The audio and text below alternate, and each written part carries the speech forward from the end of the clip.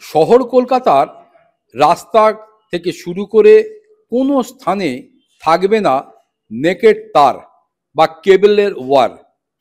এই কেবল লাইনের জন্যে বিভিন্ন সময় দেখা যায় শহর কলকাতার চিত্র বদলে যেন মনে হয় অনেকটা ওই মাকড়সা ম্যান বা স্পাইডারম্যানের মতো চিত্র।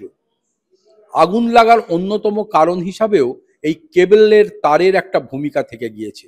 ফলে কলকাতা পুরসভা ইতিমধ্যেই যে বিষয়টা ঠিক করেছে যে অতি দ্রুত শহর কলকাতার বিভিন্ন প্রান্ত থেকে এই ধরনের নেকেড যে কেবল ওয়্যারগুলো রয়েছে সেগুলো মাটির নিচে দিয়ে নিয়ে যাওয়ার বন্দোবস্ত করতে হবে এবং কেবলের যে সমস্ত কোম্পানি রয়েছে তাদেরকে ইতিমধ্যে নোটিশও পাঠানো হয়েছে। না, আমরা এই দুর্গাপুজোর আগে থেকেই শুরু করেছিলাম রাস্তা করে একটা ডাক্ট তৈরি করে তার তলা দিয়ে নিয়ে যাওয়ার জন্য। যেমনি হরিশমুখার্জি রোড পুরো কমপ্লিট হয়ে গেছে, আলিপুরের অঞ্চল পুরোটাই কমপ্লিট হয়ে গেছে, আশুতোষ মুখার্জি রোড কমপ্লিট হয়ে গেছে, তারপর আপনার ধরুন নেলকিন রোড পর্যন্ত কমপ্লিট হয়ে গেছে, তারপর আমরা জওহরলাল নেহরু রোড দিয়ে ধর্মতলার দিকে সোজা চিত্তরঞ্জন দিয়ে যাবো। তো এইগুলো মাঝে মাঝে বর্ষার জন্য বন্ধ করে দিতে হয় কাজগুলো। সেই করতে করতে সেই কাজ আপাতত কিছুদিনের জন্য বন্ধ আছে, আবার এটা শুরু হবে।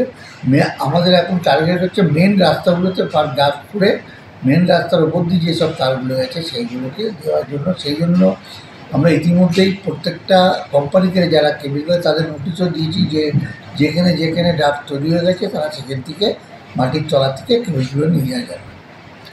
শহর কলকাতার বেশ কিছু রাস্তা এবং এলাকায় ইতিমধ্যেই এই কাজ প্রায় সমাপ্ত হয়ে গেছে। বাদবাকি এলাকাগুলি থেকে অতি দ্রুত এই কাজ সম্পন্ন করার প্রক্রিয়া চালু রয়েছে বলে ইতিমধ্যেই জানিয়েছেন কলকাতা পুরসভার ইলেকট্রিক্যাল বিভাগের মেয়র পরিষদ সন্দীপ রঞ্জন বক্সী। দুর্গাদাস বন্দ্যোপাধ্যায়ের রিপোর্ট, কলকাতা টিভি।